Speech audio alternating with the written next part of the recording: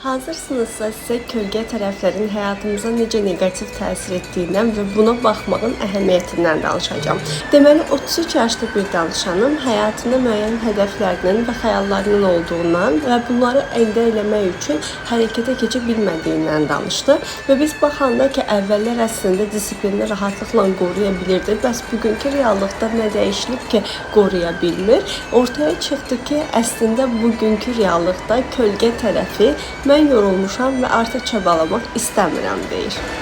Əgər ki sizin içinizdə bir yerdə mən artıq yorulmuşam və çabalamaq istəmirəm deyən bir tərəfiniz varsa, o tərəf zaten sizin işlərinizi davam etdirməyinizə icazə verməyəcək, disiplininizi qorumağınıza da icazə verməyəcək. Ona görə kölgə tərəflərə baxmaq vacibdir ki, içinizdə tam olaraq nələrin baş verdiyini və nəyi niyə yarım qoyduğunuzu və həqiqətən nəyi niyə istədiyinizi və ən əsasında istəyib istəmədiyinizi ortaya çıxara bilək.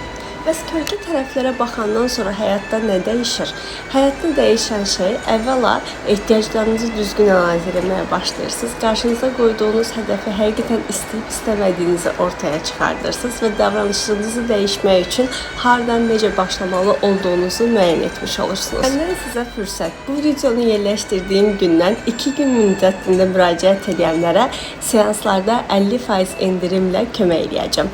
Ehtiyacı olanları gözləyirəm. Sevgiler.